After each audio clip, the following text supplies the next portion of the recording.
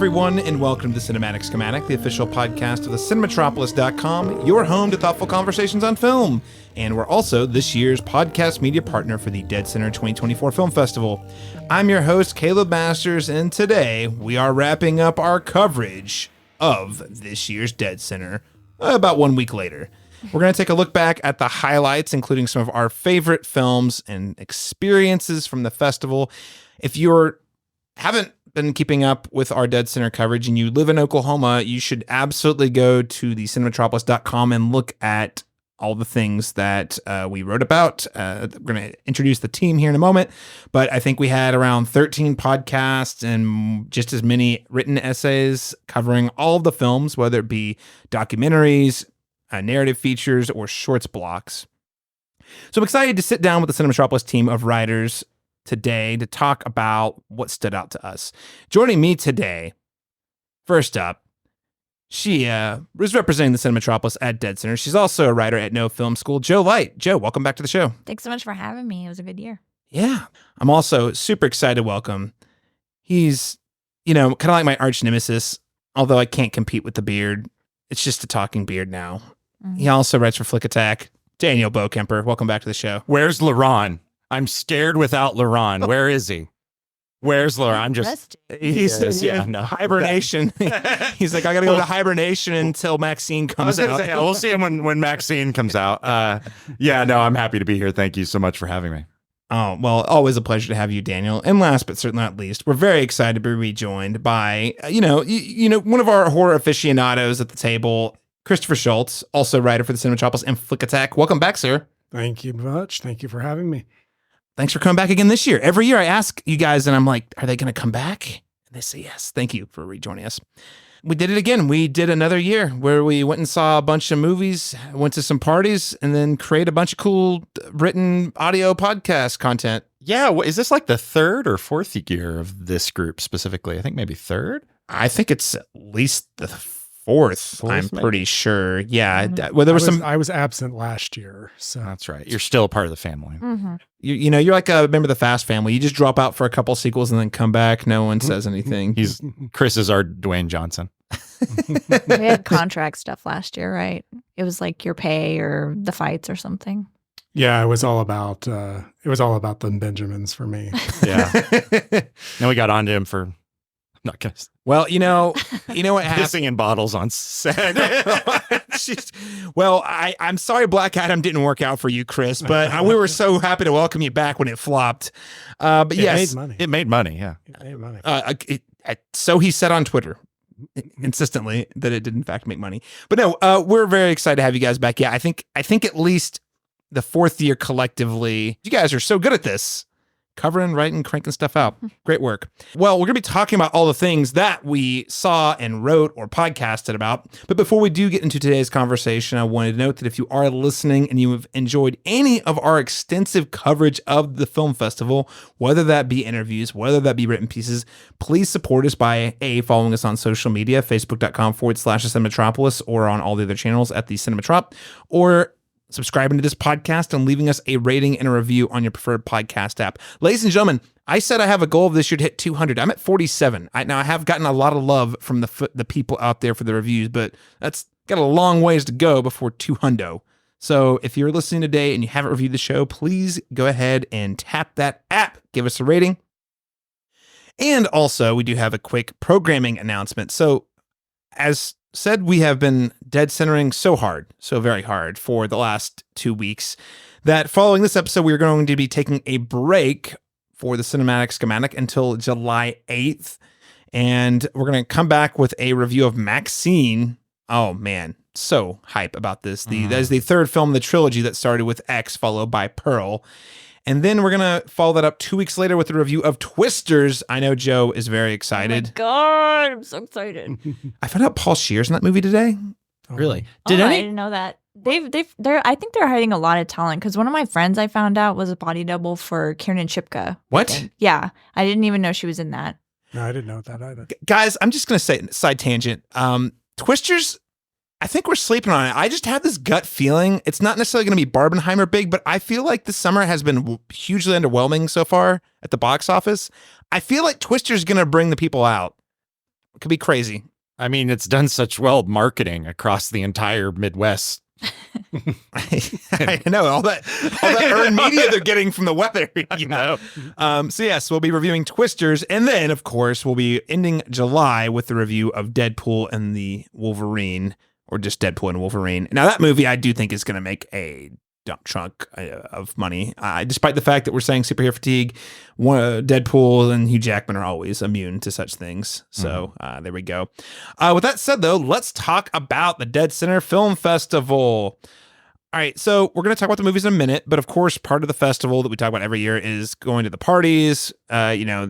There's the opening one that's at the Oklahoma City Museum of Art. We had one at Lively Brewery this year. I missed the closing night, but I think it was in like a new studio that's opening here in OKC that's got like those giant volume type screens. So a lot of cool parties. So I just wanted to kick it off to the table. What were a couple of the highlights related to the experience at the festival? And Daniel, you're looking at me, so I'll throw it to you first. Yeah, I'm always looking at you. I really think, I mean, it's always the panels and the Q&A. I think this year there was several really exceptional ones. I like to point out Paris Burris and the Love, Sex, and Death shorts that she moderated. There was a representative from almost every film but one, I think, out of 7. Wow. But really just a lively crowd with really good questions. And then again, with Secret Mall Apartment, and the subject/narrator, creative force behind that film, Michael Townsend, was there. You were at that Q&A as well. It was one of the best Q&As I've been to at any film festival ever, hands down. Yes. No, my friend Sharia had joined me. This was her first film fest she ever went to. And that she was blown away by how engaging, and not only to have a really good documentary, but then to have just a very, very interactive audience and a really, really good person up there answering the questions. And I believe that was Kevin Ely. So listeners, there's a film we'll probably talk about here when we get to documentaries, but there's a film called Secret Mall Apartment that was playing, and it follows a group of people who basically create, as the title would hint, they find a space in a mall and they build an apartment there. And this was in 2003, so about 20 years ago. Well, one of the people who did it, who is the subject of the documentary, came for the Q&A, or came for the film. We did an interview with him on this podcast. He was super cool, Michael Townsend. But during the Q&A, it was crazy because not only was he he's just a really great person to talk to. Yeah. The questions were actually all very, very good, which, no offense to film festival goers, but oftentimes you get a lot of duds in the mix there, where there's not really a good answer, or it's not actually a question. No, full offense. Get better. Honestly. And then my favorite was, so again, it's kind of hard to explain without going into the movie, but Michael Townsend had been to Oklahoma City. He's actually an important part of the OKC history. He does tape art, and coincidentally was here in 1995 after the OKC the bombing at the Murrah building, and he built this. Him and some other tape artists made a mural on a wall for the emergency responders. I think they did it over the course of 51 hours straight or something like that, right? And so that was actually a piece of Oklahoma City history. There's photos of it, the Hope exhibit or something like that. You can look it up online. Yeah. And then he came back 10 years later, where they did a revisit, and they went to schools and talked about tape art and, their experience with the Memorial XYZ. Well, one of the kids who was in school was taught by him in not 1995, but in 2005 when they came back, who was an adult now. Yeah. So it was just wild. It was well, yeah, I was raise your hand. Oh, I went to your class. Do you remember me from 30 or 20 years ago or whatever it was, It's crazy. It's amazing. Full circle. What a guy too. Such an interesting guy. Very, we'll get into it a little bit more later. He was so nice and great dude to talk to. We'll get into it, but I will say in the documentary, you're I can see that his 20 years ago him was way feistier. Yes. Yeah. But anyway, Daniel, sorry to cut you off. Other experiences? No worries. Yeah. Beyond that, really the only thing I did, I went to my first ever deadCenter party and had free beers. Your first one? Yeah. You never went to them before? No, I forget about them. Oh, wow. All right. And so I'm there for the movies, man. I'm there for cinema. And, but yeah, I went to that party to have a free beer at Lively Beer Works, Lively Ale Works, that brewery. And it was excellent. That was a hopping night. That was probably my favorite night of the whole festival. Yeah. Because by that point, not the work wasn't done, but the interviews were done. Everyone was like, yeah, tomorrow's the last day. We're all just kind of coasting through to the end. Well, and everyone kind of feels on each other's level, just shooting the shit. Like, Yeah. it didn't feel like anyone was like grossly out of place. It felt Right. like it was very easy to bound into different conversations, and all of a sudden you're speaking to this producer, or hey, you're speaking to, you know, the former director of deadCenter, and then oh, hey, here's back just a random group of people, and it really doesn't matter. It just felt very nice. It felt very easy. I feel like there was a collective exhaustion that just, again, allowed people to just connect a bit better. Always good to see that. And just talk about movies, Exactly. of course. Yeah, and that was it too. Well, I was honored to be there at your first ever deadCenter party. We've been covering this for how many years, and I didn't realize you'd never been to a party, so welcome to the party, pal. Oh, thanks. I finally got in through the back, the bathroom window. They let me in. Joe, speaking of panels, I heard you were on a cinematic advocacy panel. How was your experience? Oh, it was great. Sunrise moderated. The conversation was really thoughtful and really amazing. It was a good crowd. Yeah, I think it was a good way for me personally to end the fest. Yeah, I think that was the last thing I did at the fest. Yeah. Yeah, I enjoyed it a lot. I was nervous, but it went well, I think. I mean, I'm always just, public speaking is not my favorite thing to do, even though I teach. It felt like a lot of pressure, but Sunrise made it easy. And like I said, everyone on the panel was so nice.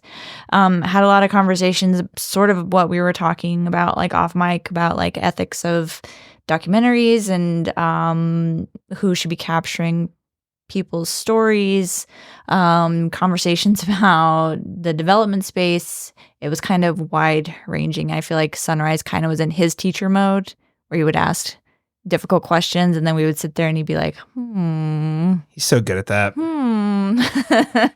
until just someone would answer. Not to say that it was like awkward pauses or anything, but there were definitely like big questions he was asking that he gave us time to think about. I think one of my favorite things from the fest was their expansion into, at least for me, places I hadn't been before. I had never seen a screening at First American Museum, and it was really nice there.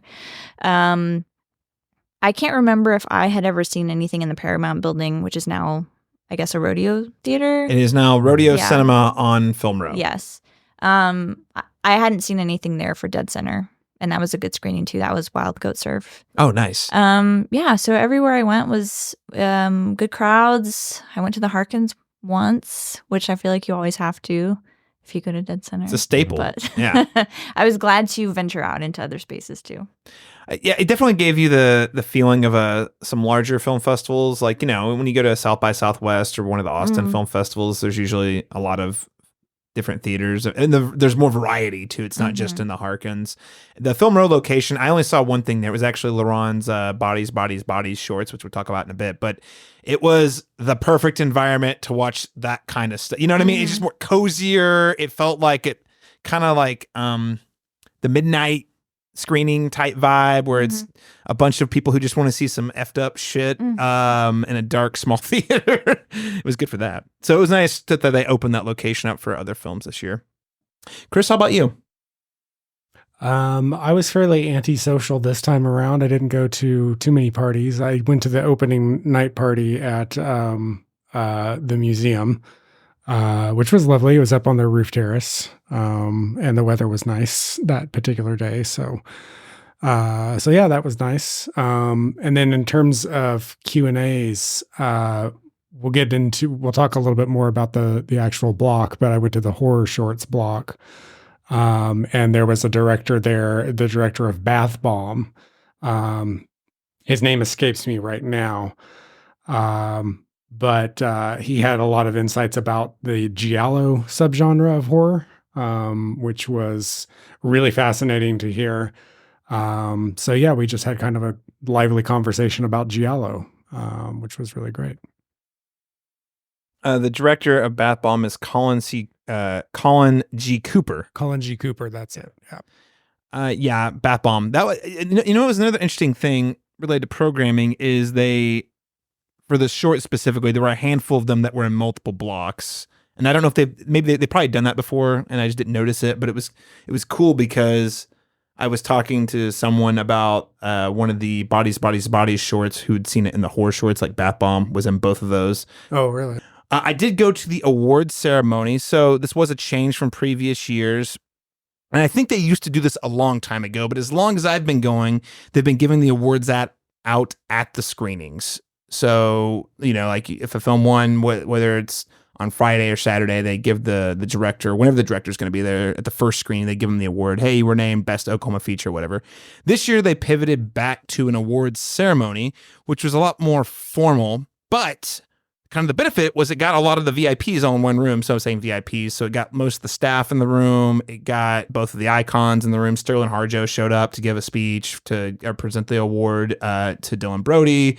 A lot of the media was there because it kind of added like a certain level of prestige, and had the privilege to present Best Oklahoma Feature and Best Oklahoma Short Film on behalf of the Oklahoma Film Critics Circle, which all of us here, full disclosure, are members of that said group, where we named Best Oklahoma Feature for Hail to the Breadsticks, and then Best Short Film Demo Reel. So congratulations to both of those.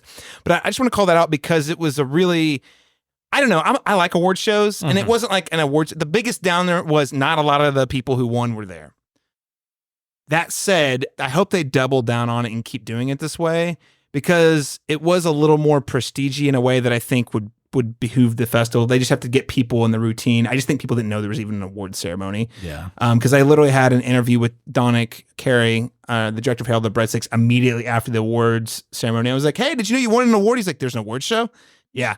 So I just think hopefully deadCenter can continue try to push that for a couple more years just to see how it does, because it was kind of cool. They got some great group photos of like a bunch of people who were a bunch of filmmakers kind of all having the one place. Was a fun time. And again, very honored to have the Oklahoma Film Critics Circle participating in that as well. Thank you all for judging, by the way, Daniel, Joe, and Christopher. Yeah. Of course. You should make fun of Will Smith's wife next time and see if he Don't do that. he gets Is he going to come out of nowhere?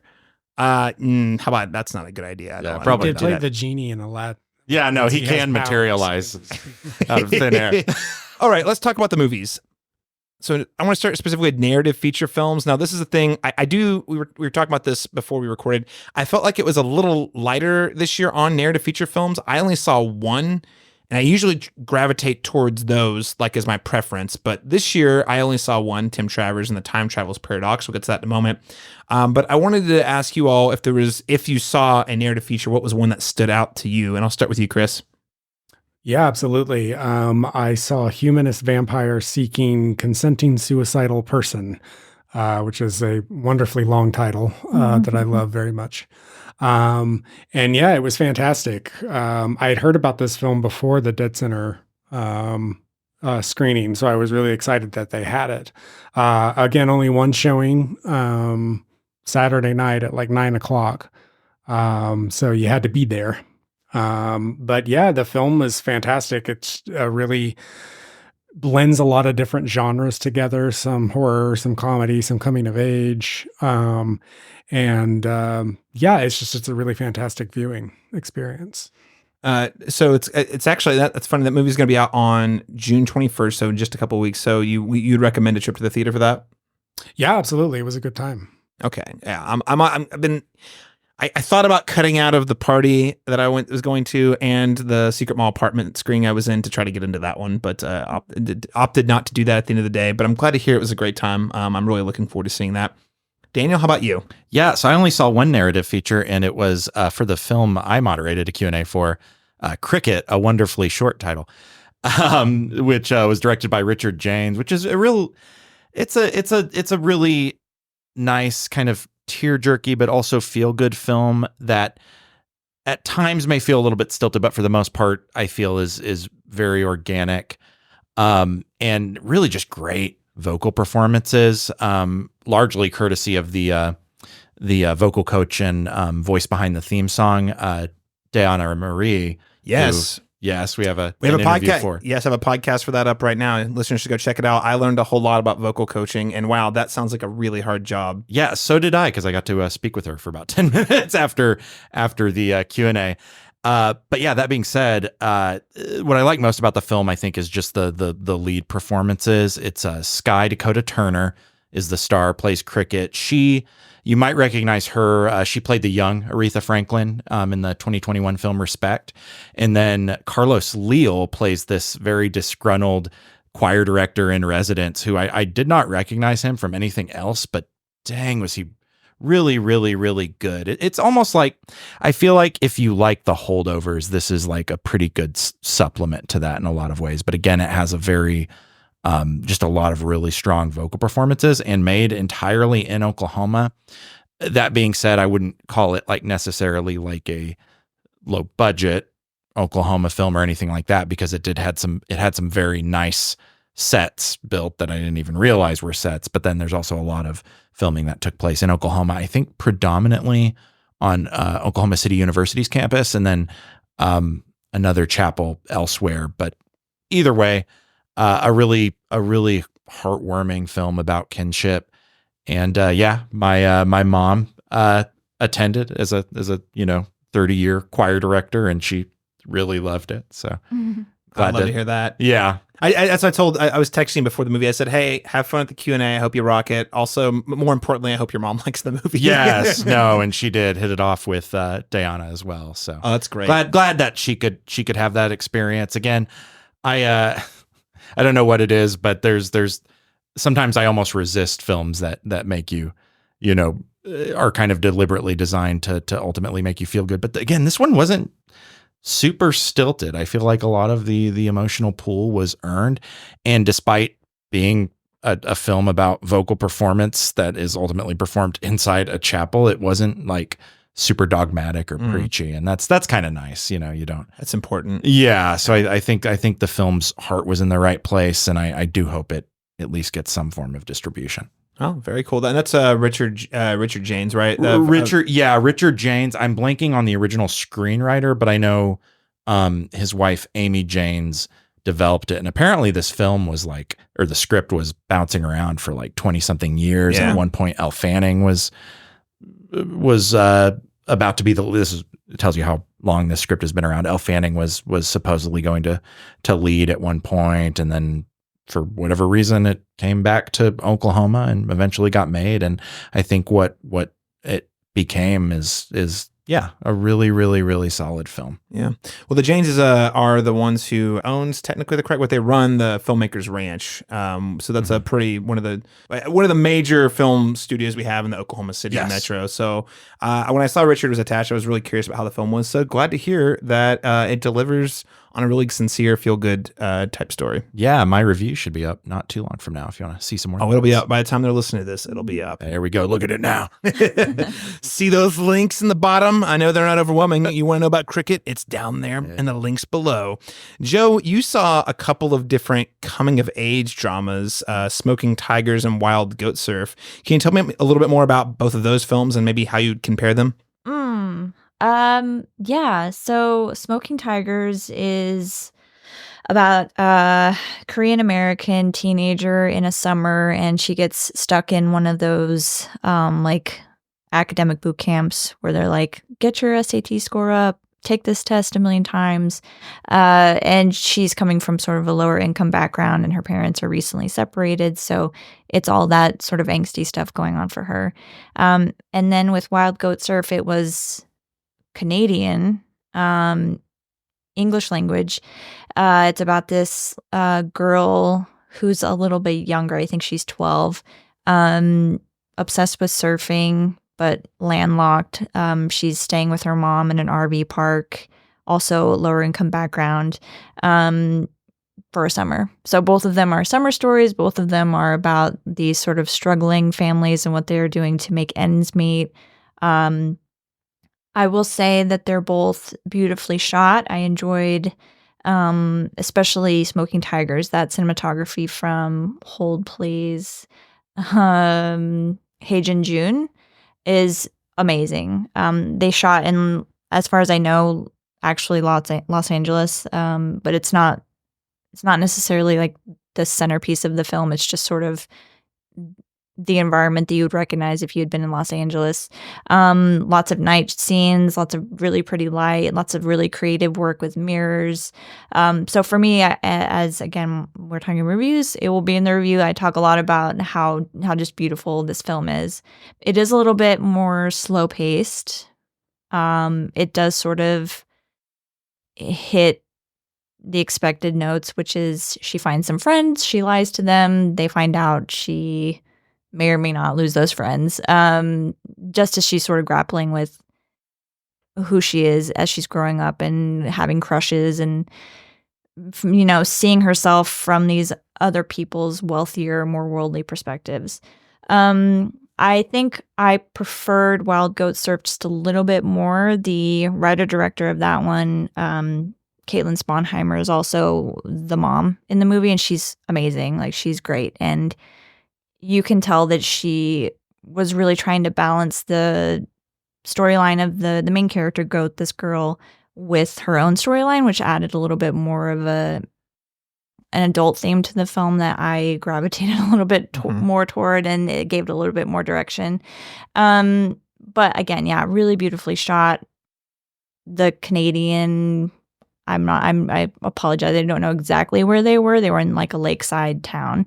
Really beautiful. I will also say that I did see Humanist Vampire, and I loved that movie. I think it was my favorite of the fest. I didn't know you were there. I wasn't there. Full disclosure, I got a screener, hoping to talk to that director for No Film School. But yeah, I love that movie so much. It looked, again, beautiful. I love the sense of humor. Yeah, it was so fun. I loved it.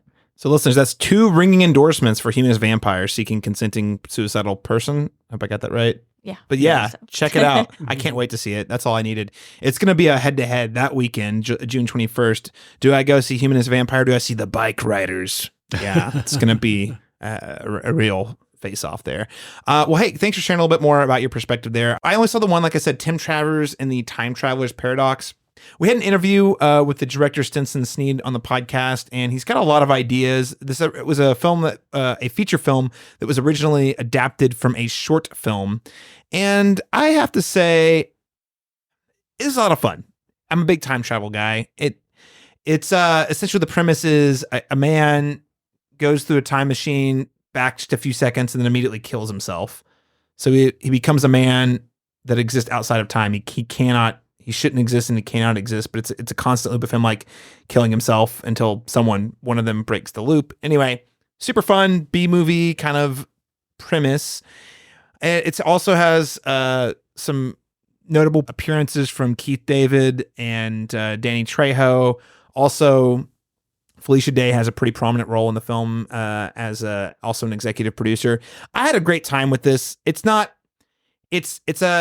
a time travel movie that is interested in the mechanics of time travel, but the focus is still on the character and the character trying to figure out how to come to terms with the fact that he's both a bad person or selfish person, but also that he should learn how to love himself so that he can love other people more, I think was the gist I was getting from it. But it is weird because there's a lot of focus on the character, but there's also, I think that's really the main point, is the characters, where they're going, how they're growing through this whole process. The character, Tim Travers, is essentially trying to get to the end of the universe so he can kill God. That's in the deadCenter synopsis, so it's not too much of a premise. But I had fun with it. It reminded me of in a good way, and I mean this in a complimentary way. It reminded me of like one of those Sci-Fi Channel original movies that you would see that I watched a lot of when I was younger. Except for it definitely had a bigger budget, and it had some notable character actors in it, and it had a really inventive, fun premise. So I don't think it's going to be for everyone. I think a lot of people might get a little turned off after about 15 minutes. I know I had talked to some friends. I had not seen the short film, but I had talked to a couple of folks who had, and they definitely said they liked the idea when it was shorter. But I did enjoy the feature film, and I'd recommend it for sci-fi heads who are really into like the high, or who don't mind the lower budget, but also really into the high concept stuff. Do you think fans of last year's Quantum Cowboys would like this one? Or is it pretty different? It's pretty different. Okay. Yeah, their goals are a lot different, I would say. Yeah. Quantum Cowboys is also really interested in the mechanics, but that's more like, and I had to split this hair last year too. Yeah. time travel's kind of a part of Quantum Cowboys, but it's really more about the interdimensional part with that one. This one's definitely the time travel. Okay. Yeah. But, I think there's some overlap. There's probably a decent number of people who would be interested in both of those There's films. some quadrants that are crossing, yeah. But Quantum Cowboys is a high bar. I really love Yeah. that. I bought the Blu-ray. I haven't watched it yet, but I have it on my shelf. Very excited. All right, well, let's move on to the documentaries.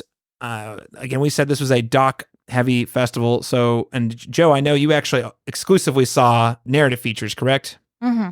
I hate to be rude, but we're gonna move and talk to the other two guys for a minute. Bye. But unless you See want ya. to weigh in on some of these docs, but Daniel, I'll start with you. Yeah.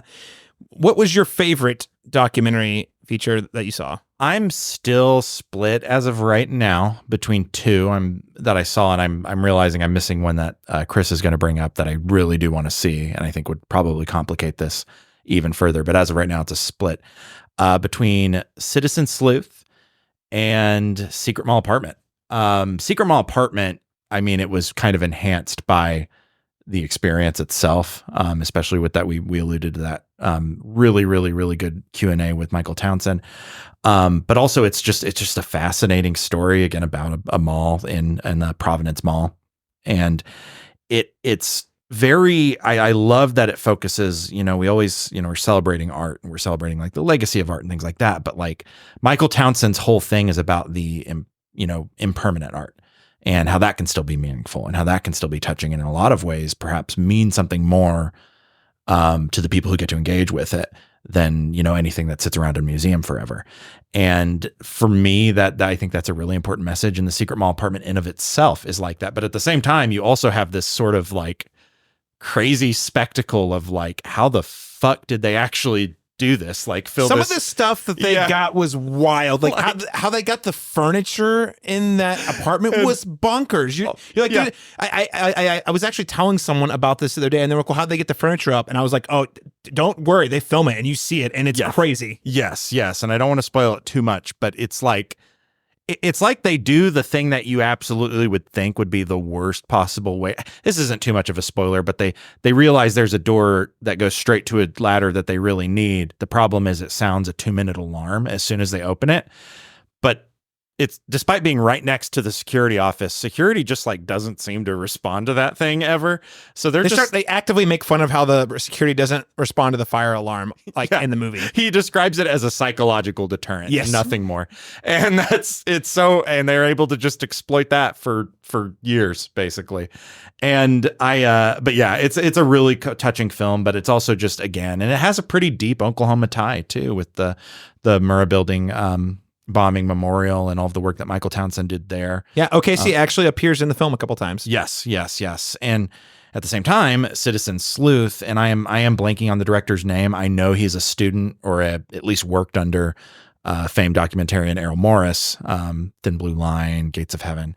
It's a film about a true crime podcaster. It's Emily Nestor, who created the Mile 181 Marker podcast, and she's basically filming what appears to be she's documenting what appears to be a kind of suspicious death that happened in her Appalachian hometown. And unfortunately, she doesn't really have unlike something like Serial or another maybe true crime series.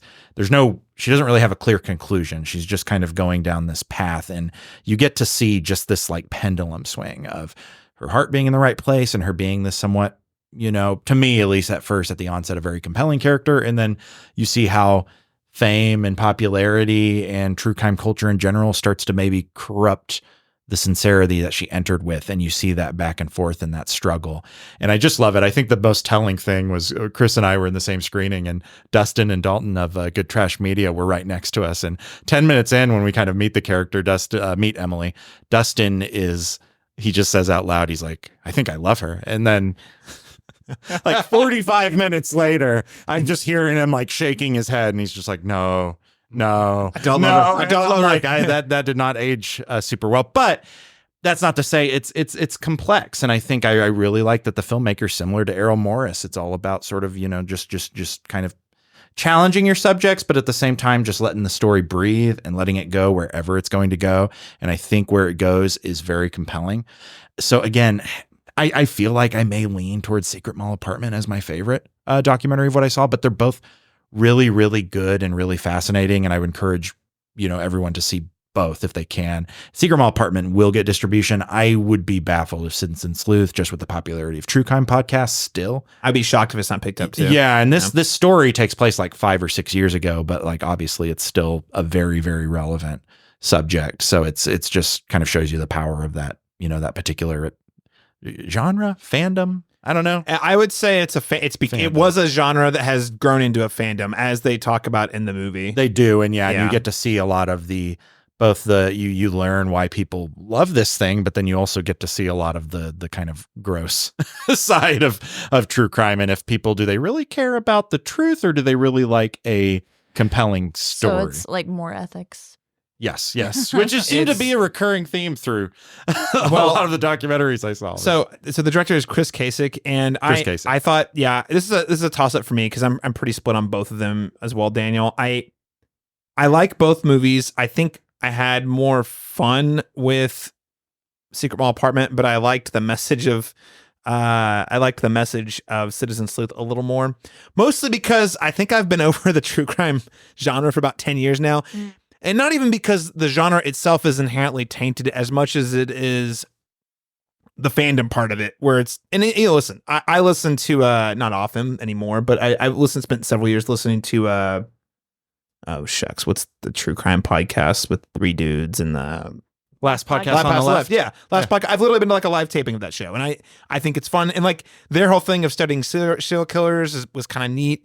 Yeah. So I am also a participant in the thing. So who am I? But also the thing about it that's weird is like people get really into them, and the movie kind of explores that. But I think the thing that's more interesting is they explore it really through the lens of why would someone tell this story in the first place? Like, what about it is it that like incites this like almost like calling, like there is an injustice and we must find out what it is and we must expose it for what it is. Yeah. And then just seeing what happens. This is also, as a self-started podcast person, it also spoke to me that this woman has no qualifications whatsoever. Which is both a good thing. It starts off as like, you're scrappy, you're hung, you're doing the things that no one else will do because they can't or they won't or da-da-da. But then you figure out but by the time you get to the end of the movie, you're like, all that stuff that they do it for a reason. Yes. And it was a really interesting documentary that I thought spoke to a thing that we're seeing a lot of across the internet, which is like these people who just start up doing a thing, and then they're kind of given the same weight potentially as someone who is a tenured 30-year-long journalist. Yeah, and I love that it gives you a little bit of an examination of like what is bad journalism, because she just fucks up a lot and just asks wrong questions. There's a point where she's having a conversation. I don't know if it's like an old or a retired sheriff or it's someone who's still with the force. Actually, he was in a uniform. So it was an active police officer. And she just asks like just a straight up like, could law enforcement have basically framed someone or set up this set? And I'm like, he's probably not going to answer that. And then he just walks out. It was clear that she had no idea what she was doing. And also her reaction to it was like, I felt kind of like I'm a bad person, but I was kind of laughing at her because I was like, you just walked in to the police station, told them they were full of shit, and asked them to tell you the truth. Yes, in like a really like awful, like in a really dumb way. Yeah, and then they kick her out, and it's like, well, what did you expect to have happen? It reminds me of Telemarketers, the HBO series recently, which is really good. That is a little bit different because they were actually investigating something that truly was like with basically 100% certainty corrupt. It was just and they actually had experience from the inside. It is. Yeah. But still they were bad journalists. So they were like, so you get to see that unfold. And that's just kind of, whether or not it's Schadenfreude or what, it's kind of funny to see that unfold. But yeah, this film, I think it's just that weird crisis of faith that it follows, I think is just really, really, really interesting. It is. Man, I'm going to sound like a bad person. There's a scene where she has a breakdown because she did something really, really stupid. And of course, the cop thing, I was like, well, I don't know if I'm supposed to feel bad for you, but I'm kind of laughing at you right now. Maybe I'm a monster, but She's like, I'm just chronically misunderstood. Why isn't anyone telling me? Why aren't they answering my questions? She's And I'm like, I'm not law enforcement. I'm not a journalist. I'm floating somewhere in between. And I'm like, you are a podcaster yourself. You're a podcaster who has never done a true crime podcast before. Exactly. Yeah. And you don't know what you're trying. That's a lesson from this film. Figure out what your conclusion is before you start just going down the rabbit hole and broadcasting it. Listeners, I know you think that we're telling you the whole movie. No. This is all in the first third of the movie. Exactly. It takes some really interesting turns. I don't want to spoil those, but needless to say, if you have any passing interest in podcasts as a medium, or especially true crime, and when you say true crime podcasts, like true crime novels, true crime TV shows, true crime podcasts. There's even at one point she said her favorite show was Mindhunters, and I was like, of course your favorite show was Mindhunters. Yeah. Favorite film was Silence of the Lambs. Yeah. Yeah. So anyway, if you're into that sort of thing, I can't more highly recommend that doc. Chris, you saw it as well, it sounds like. What did you think? Oh, I thought it was great. Yeah. And it's hard to, I get where you're coming from with the sort of not knowing how to take this individual. She's so young and so like, kind of like what you were saying before, she starts out so scrappy and then has to learn very hard life lessons by the end of it. So really, really fascinating stuff. I really liked it. Good stuff, listeners. Citizen Sleuth, be on the lookout. All right, Dan. So you also reviewed the opening night documentary Saucedo. Tell me a little bit more about this film. What were your takeaways? Yeah. So complex, I think. I'm kind of on the fence, and I know we talked a little bit off the mic about this, but it's a good documentary. Just to give you a bit of background, Saucedo follows Alex Saucedo. He was a welterweight boxer who had a really like a meteoric rise from 2011. He was like unstoppable to 2020. Yeah, he ended his career with a 30-2 record. So he lost twice across his entire career. But in October of 2020 in Las Vegas, probably his largest bout for a vacated title, there was an accidental headbutt at the start of the match, and he suffered I don't know if it's like a brain hemorrhage, but it's the condition where blood pools between your skull, the very thin like membrane between your skull and your brain, and it kills most people, if not, forces them to live with a permanent disability. He got away with neither, but he also could no longer get punched in the head, which makes it kind of hard to box. So he's forced to move back. He's also an Oklahoma City resident, so he had to move back to Oklahoma City. And the film really starts essentially there, within days after his injury. And this film was directed by Emmett Berg, who Caleb interviewed as well. Check out that podcast. But he's basically just following him for 4 years of his life and trying to move, figure out what he can do, because he doesn't have, to my understanding, he doesn't really have a formal education. And so he's not like Alex Saucedo isn't, he's not injured to the point where like he can still work and he can still live a normal life, so to speak. And he has a fiance, Tanya, at home, 2 kids, a lot of family, but there's still that weird phase of trying to like, I was boxing for 10 years, and he's a young guy. So he was basically boxing. I think he's like 30 now. I think he was born in 1994. So I think he was boxing from like 18 to 26 or 27. And then we follow him from about. Yeah, I think the injury happened, I believe, if I'm not mistaken, when he was 26. Yes. So so we're following him for that phase of his life, and it's a very organic, raw, and at the same time difficult watch, because you're really just seeing him trying to find a job and maybe going to people who formerly sponsored some of his fights and really kind of hoping that they might offer something to him, and him going on an interview with on ESPN's Top Break that was filmed here in Tulsa, and basically just being presented, and it's a really good scene, but he's basically used as an example of like, hey, boxing. I think one of the commentators in the film says you don't play boxing. Like there is not a sport you play like maybe, potentially other sports or something. It is a fight. And it's really telling in that sense. But at the same time, it's uplifting because he does, he buys a home, he starts to complete his education, he starts to go to therapy, but you see a lot of hardship and a lot of struggles. You see him battle alcoholism and addiction, while at the same time just trying to to figure out his life and also suppress the fighter inside, and move on from it and find a healthy way to deal with that. At the same time, there are, very, very, very, very uncomfortable situations that, to me, I begin to it's like that fine line. And it's weird. We were talking about it earlier because there's documentaries I really like. Joshua Oppenheimer's The Act of Killing, and more specifically, in this case, The Look of Silence, that do get into these very uncomfortable, intimate settings.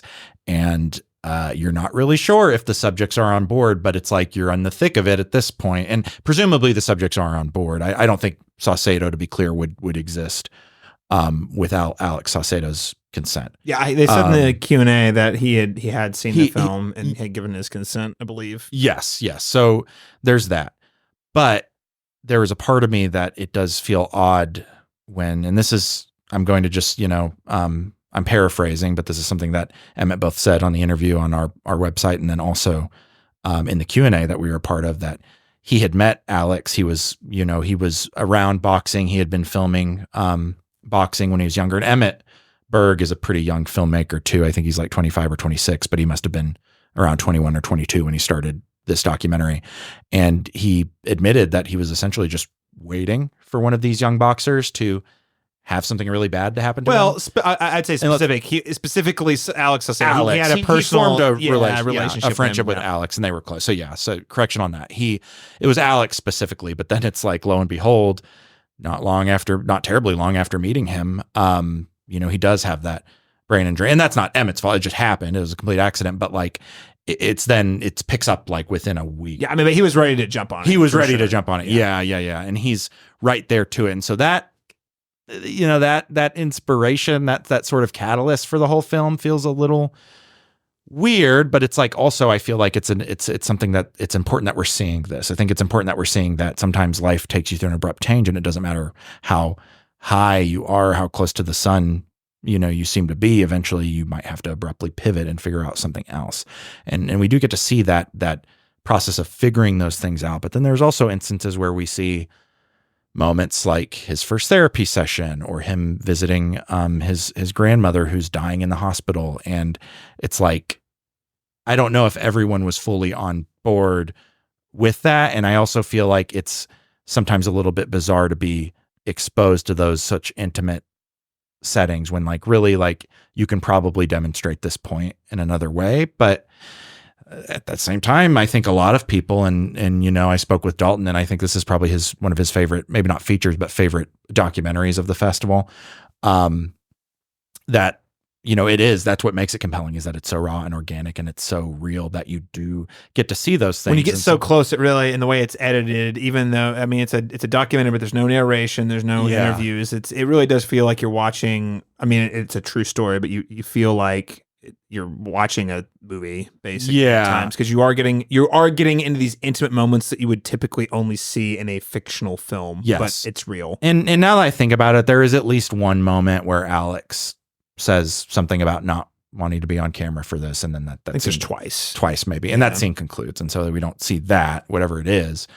So yeah, that's all to say. There had to be a form of consent, obviously, or it wouldn't exist. But it does feel uncomfortable by its nature. At the same time, I do think there's something uplifting about the film in that, as far as I know, Alex has successfully pivoted, and he's entered that next chapter of his life, and we get to see that. But it's not like this triumphant rah rah rah rah rah. It's, he finally has a job as a construction worker, and he's just planning. He's got other thing. The movie makes it clear by the end that he has other things that he's wanting to do. Yes. So it's complicated. I ultimately, and my review on the website, I'm positive. But of course it's a complicated, and maybe that's what makes it kind of good. But Joe, you were speaking, you mentioned you spoke to the ethics of was it documentary filmmaking specifically? Well, two of the Shultz filmmakers on the panel were dealing with communities that weren't theirs. So there was an Iranian American filmmaker, and then an Indian American filmmaker, I believe, who had made films about the Dene and a Black community in New York. Mm-hmm. So we were discussing the sensitivities you would need to have and when to step back. And well, even Matt Payne was making he's making a project, or I'm sorry, I'm not really clear if it's done or if it's in progress, but about the Capitol Hill area and a theater down there, predominantly people of color down there, and he's not. So like, when do you step back and let those other people tell those stories? And yeah, so I feel like it was more a conversation about making space and creating platforms for those stories to be told. But yeah, exploitation did come into it as well. So like, I there might be a level of exploitation in this work, regardless of what you're trying to do. Yeah, I guess the intent is what matters. Yeah. And I think that's the biggest thing, is the intent and what is the subject. Think about it. But I mean, everyone's kind of got to make that decision. As a viewer, you kind of have to make that decision yourself, about how uncomfortable or not you are. Like, it's tough. And this one, we were talking about it before this recording. So your guys are getting this shortened recap of what we discussed already. But I mean, it's just, it feels like, does it feel like vaguely exploitative? Well, maybe, but we just saw a movie, Civil War, earlier this year, where, I mean, you have like, and this actually was a thing that came up in my review of that too. I'm like, well, you've got these photojournalists who are literally on the battlefield. People are bleeding out and they're taking photos of them. And it's like, well, on one hand, you're documenting something that probably should be documented and seen, to further, human history. On the other hand, it feels somewhat violating. Yeah. And where is that line? And I'm sure that's something documentary filmmakers, especially going back to ones that I think have noble intentions, it's like, where is the line? Yeah. And it's really tough sometimes, I'm sure, to parse. So I know that Emmett did say in the interview that he shot everything. Yeah. And it was really one of those, you shoot everything and find the story in the editing room. So, again, how bought in was the family on that? I mean, it seems like Alex has signed off on the film, so I'm gonna give it the benefit of the doubt for myself. I did think, and I will also say, because, to your point, because we were allowed to be in those moments with those characters, they hit a lot harder. Yeah. So it was successful from a storytelling perspective, I think. Yeah. You can't deny. I can't deny the gravity of the film. Like, I can't deny that it resonated, but at the same time, there are those questions. But again, we're talking about it in that way, and I think that's worth something. And I do think ultimately the filmmaker's intent. I'm not sure what previous cuts existed, but I think it ends in a very genuine place. Yeah, that feels very real, and I do appreciate that ultimately, and that's why I lean positive on it. At the end of the day.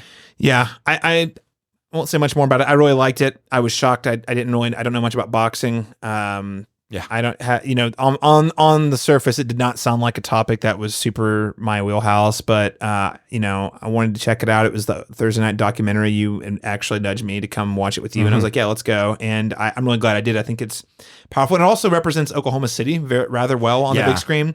Like, not only are you showing someone like Alex Saucedo, who's an upstanding Oklahoma City citizen, who's also a talented person, being a good person. Right. Even when he's struggling. It also just the way they shot the city. I was like, I was making a joke after we walked to the theater. I was like, hey, they shot Oklahoma City and it didn't look like shit.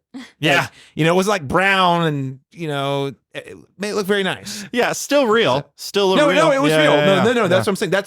I just think Emmett's not from Oklahoma City. Yeah. And I could tell that he had really gotten as invested in Oklahoma City. Yeah. As he had in Alex, because I feel like I've seen from other filmmakers, will not name names, from out of state, who come and they just kind of film the gritty, grimy, gross parts of Oklahoma, and make it look like, why would anyone ever live there? And I thought Alex did a great job. Yeah, I mean, there's some parts of the city that don't look so great, but he also shows a lot of the stuff that's really cool, and why you can see why people would, and someone like Alex would want to live here. Yeah, right. Yeah, absolutely. Small thing, but I thought it was noteworthy. Yeah.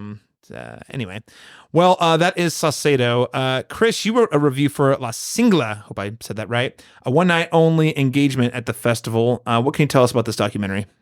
So this is about a woman named La Singla. That was her sort of stage name.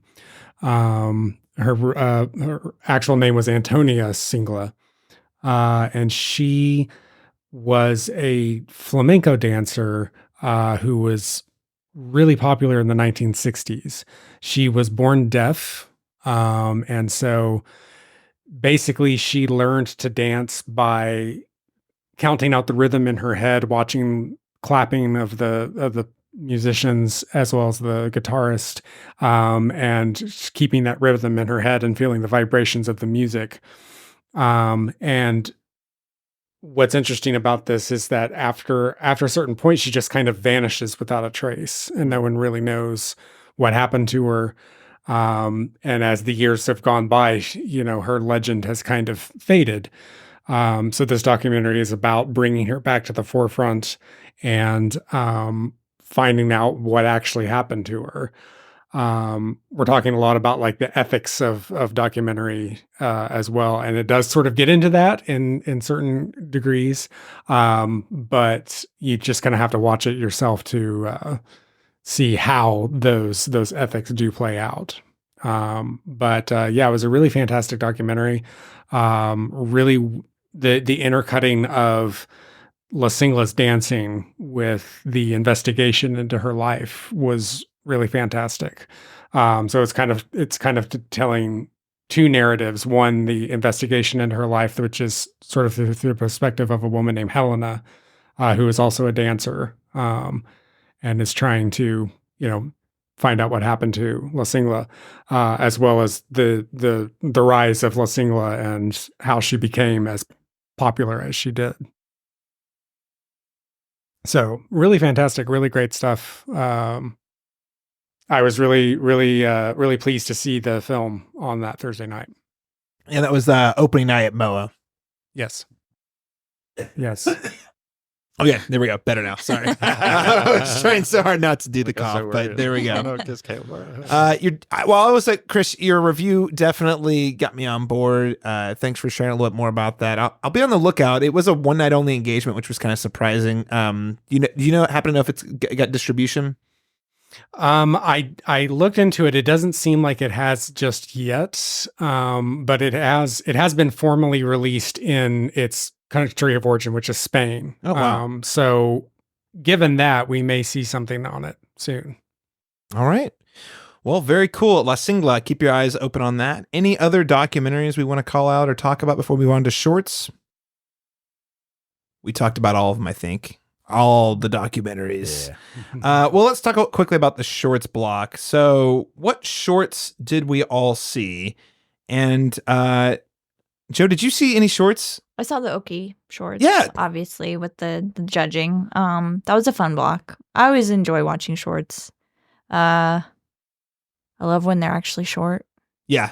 Yeah. Like under 10 minutes. Yes. Yeah. I mean, the one that won, Demo Reel, was my favorite. It was just really fun. It was brief. It was punchy. It was about, it's a guy basically like doing auditions and creating a demo reel in a lot of different genres. So it's just a fun little exploration of, all these different genres. And I was at one point like, match cut, like beautiful, amazing. I love it.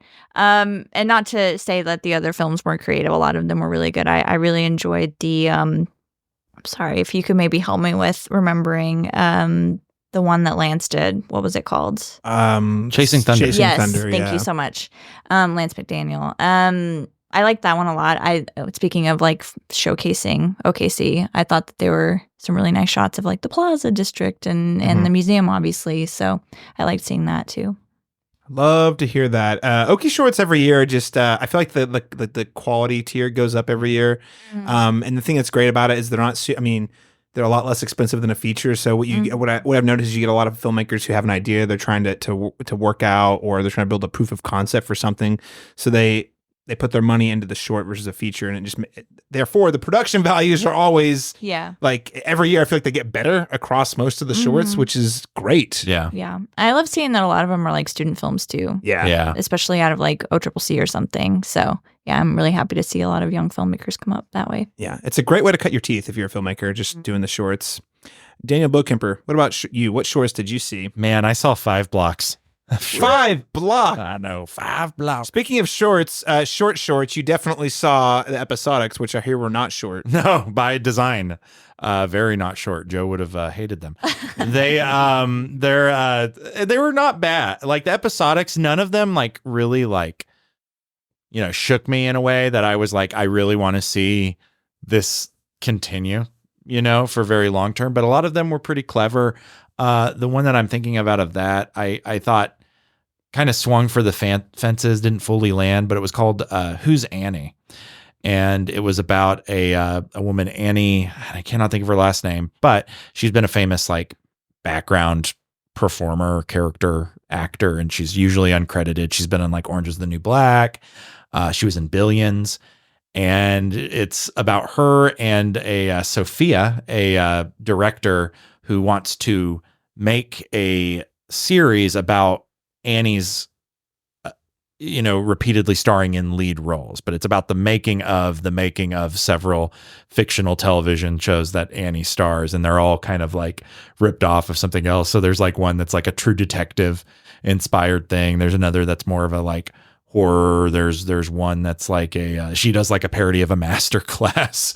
That's really good. And it's funny and it got a reaction out of the crowd, but it doesn't like, it's hard to see like how this would sustain itself as like a long form narrative, really. Like, I feel like maybe like it ends on it. Like they all end on like a cliffhanger, but it's like, that's not enough of a hook. Like, it's like, okay, this isn't going to last very long. And that was kind of the one, I guess, sour point was most of them, I couldn't envision a long, like an 8 episode. So not a promising pilot, because you're like, I don't really know how this makes a series. And I hope to be wrong. I'm sure one of them might turn into something, but at the same time, I moderated the comedy shorts, and I do want to give a shout out to Lee Eddy's You're Invited to Tuscan's 5th birthday party. Exactly. I think it's like 10 minutes on the dot or something.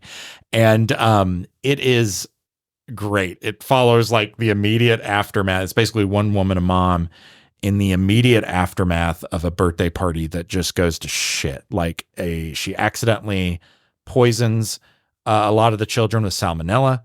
And then the pony that was brought into the birthday party goes crazy and like feral and like attacks some of the children. And you don't really see a lot of this. And there's like a moment at the opening where you get like a brief like montage to just kind of allude to everything that happened. And you see some just like, you see the wreckage and everything. But I think it's just a really good film about the fucking weight that gets put on parents to like perform and have these big birthday parties, and how that can just be suffocating. And I'm not a parent myself, but it felt very, very, very just real and heavy, but also really funny. Just had great comedic timing.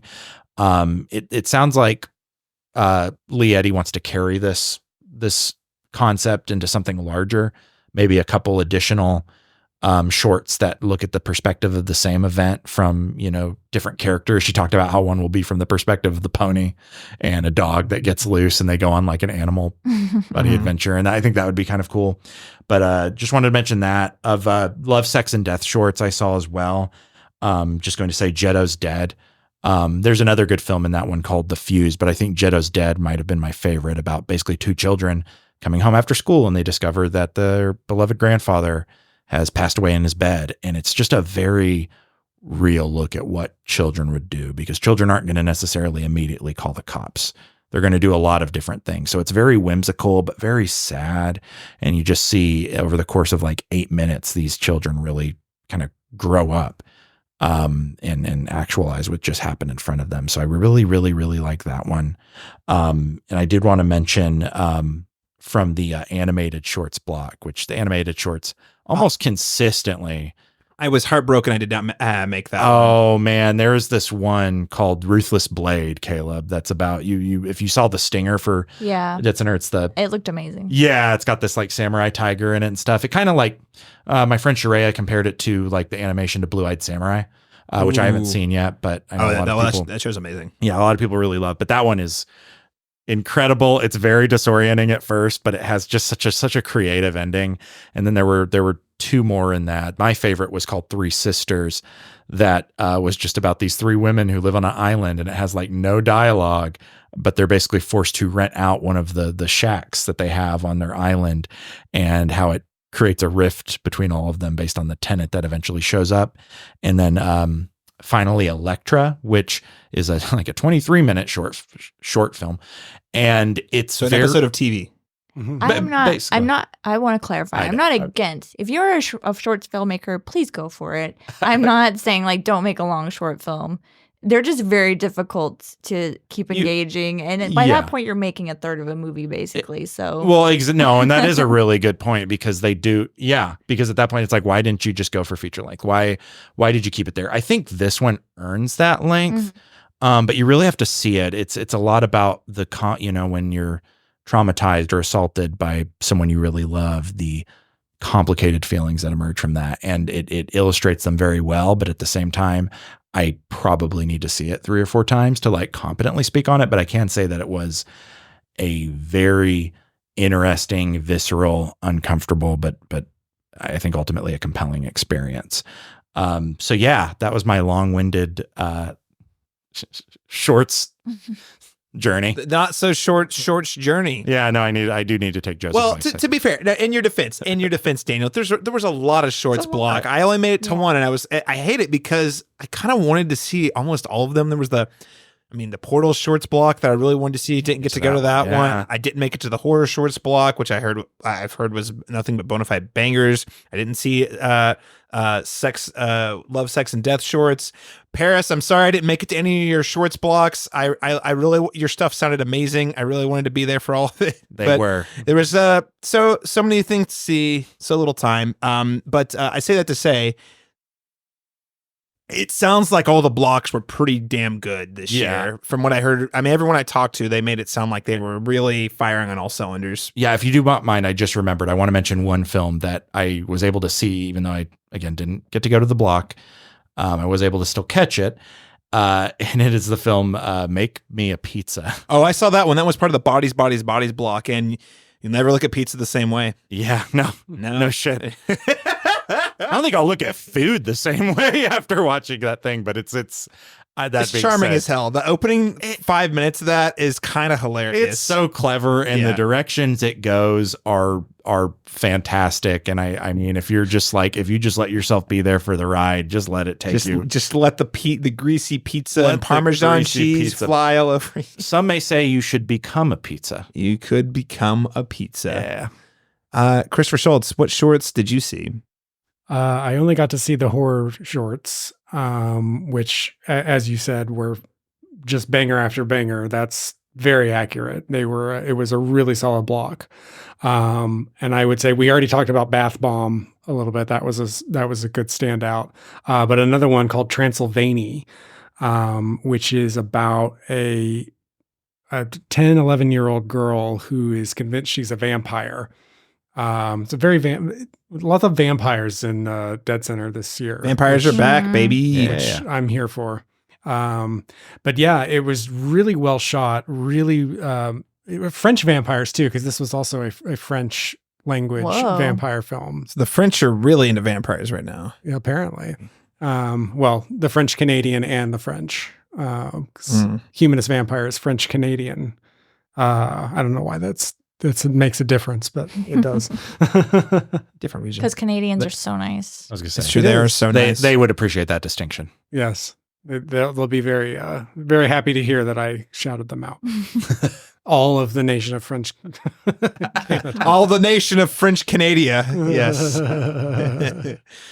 But yeah, Transylvania, really, really good little vampire film. It was only about 11 minutes long, so it gets Joe's seal of approval. Filmmakers, I love you. I really do. Please don't feel bad. Okay. You know what grinds my gear? No. All right, Joe. You know what? I'll back you up in this way. You know what grinds my gear? When there's a bunch of short shorts, and then right in the middle of all of them is a long short. Yeah. When you're like, oh, this shorts block's great. It's like 5 minutes, 8 minutes, 10 minutes, cool. 25 minutes, 30 minutes, and you're like, wait, and then 20. Especially if it ends with a long one, you're like, 2 long ones in a row at the end. Man, the pacing, it does break up the pacing. It's fair. Yeah. But we love you filmmakers, and we love your films and all your ideas, and you should absolutely keep making Yes, them. please do it. Make a 90-minute short film. Wait, no, that's not. Never mind. Well, I mean, that is a short film compared to Nowadays, right? Yeah, Yeah. I feel like it counts. Yeah, Chris, anything else from the horror block you want to call out? I could go on and on, but I won't.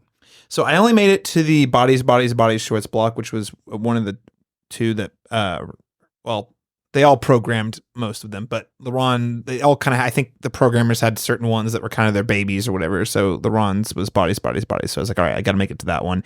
And it was playing in the rodeo on Film Row, which was the perfect venue for these whack-a-mamie, gross out body themed shorts. I say body themed.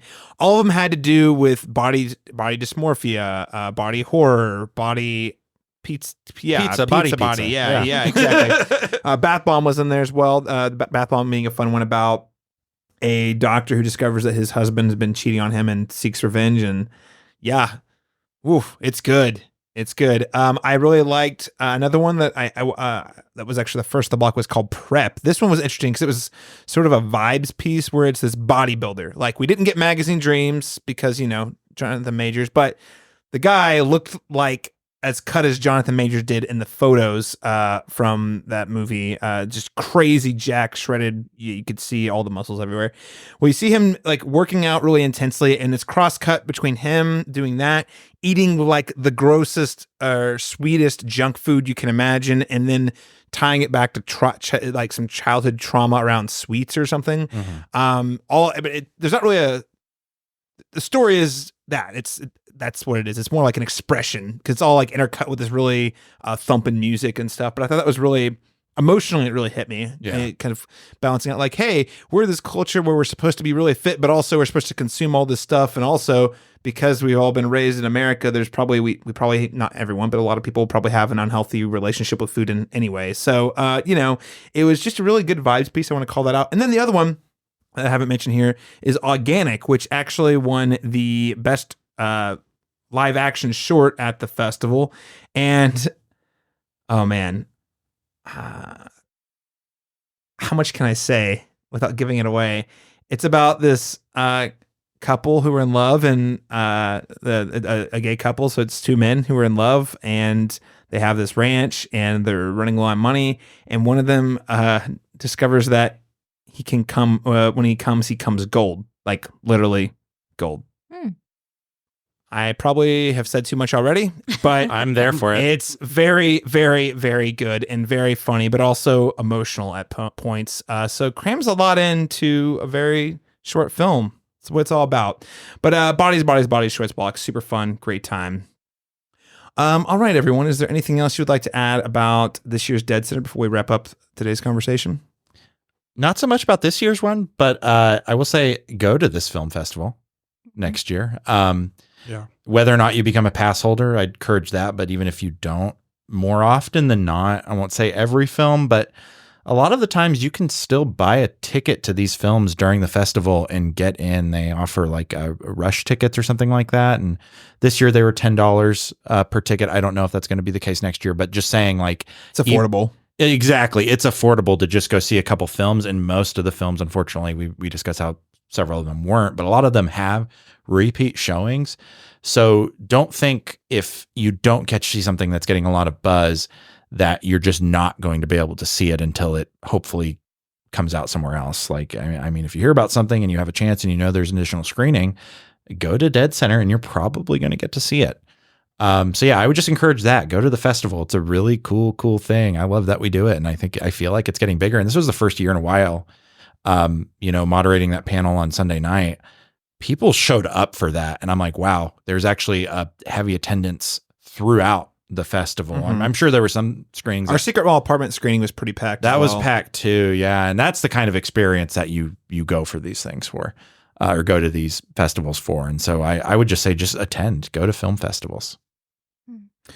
Check it out. We did have a lot of, again, we have all the reviews that and all of the essays and breakdowns that the team here wrote. You can find all of them linked in the on the webpage. If you're listening to this on the cinematropolis.com, right below where you're listening.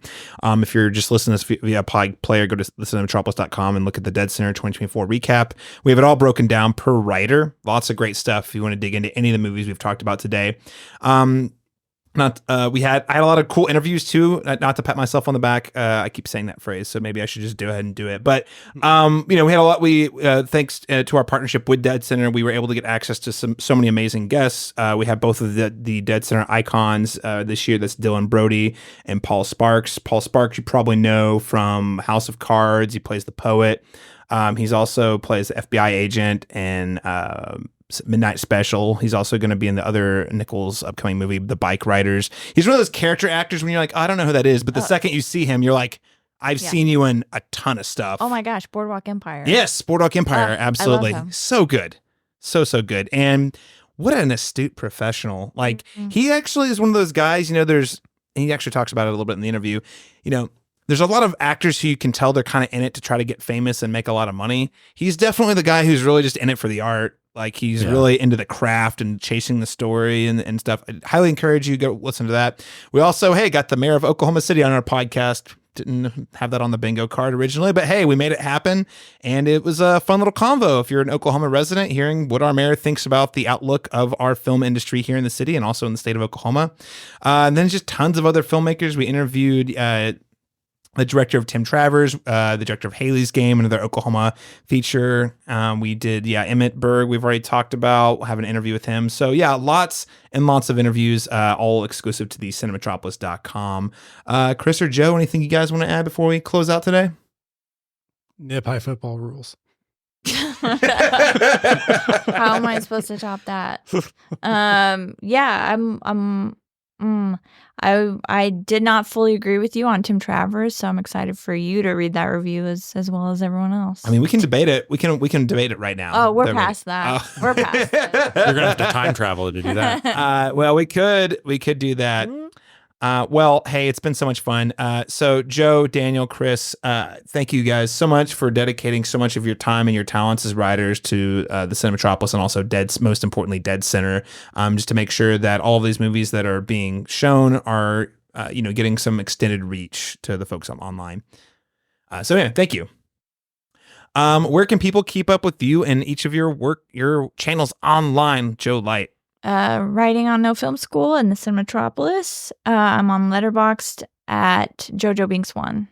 All right, Daniel Bokemper. Yeah, I mean, as of right now, a lot of Cinematropolis stuff coming down the pipeline. So find me there. And then also flickattack.com. I just wrote a review of In a Violent Nature, the recent deconstructionist slasher film. I almost saw A Violent Nature come out of Daniel, and when him and LeRon started talking about the festival, yes. You guys should have seen the violence that almost ensued. Did you? Did he not like it? Sorry, we can talk about it.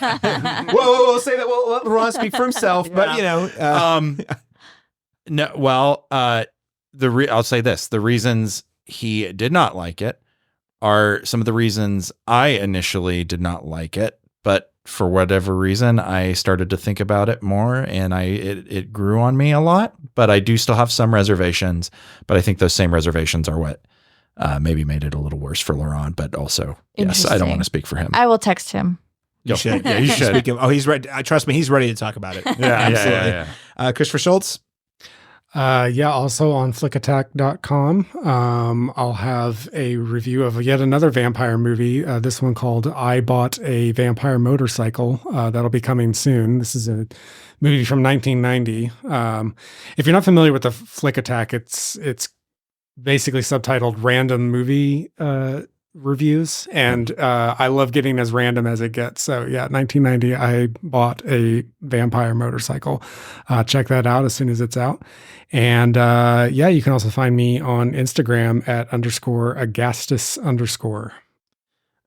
Rod Lott, shout out to you, committing to the random flicks. I mean, you guys in general, but he's writing like almost one a day or at least 3 a week. And it's always, you can never guess what it's going to be. So flickattack.com, ladies and gentlemen. I would say, I do not think this is a hyperbole. He might be the most prolific film critic in Oklahoma, just on as far as writing goes. In terms of output at the quality that he's doing it, absolutely. I wouldn't argue with that. Yeah. So, All right. Maybe you should have him on the podcast one day. We'll try. I've been trying real hard. I'll work it out. All right. Well, listeners, of course, you can find me on all the channels at C Masters Talk. That's letter C Masters Talk. Really hit me up on Instagram. Really hit me up on Instagram, sure. But definitely Letterboxd. That's where I'd love to see some more engagement, more movie combos happening over on Letterboxd, letter C Masters Talk. Hey, I guess I'm going to be doing a House of the Dragons podcast in Chex Watch. In a week. So in 2 days, if you're listening to this. So yeah, you can, if you're into House of the Dragon, in addition to the reviews we do here at the Cinematropolis, I'll be doing my podcast, The Cast Beyond the Wall, once again. So we are 10th year. Got to keep the dragons flying. That's what I always say. Thanks so much for joining us, everyone. As noted, we are taking a little bit of a breather until July here on the Cinematic Schematic. So we'll be back with our review of Maxine in the second week of July. Until next time.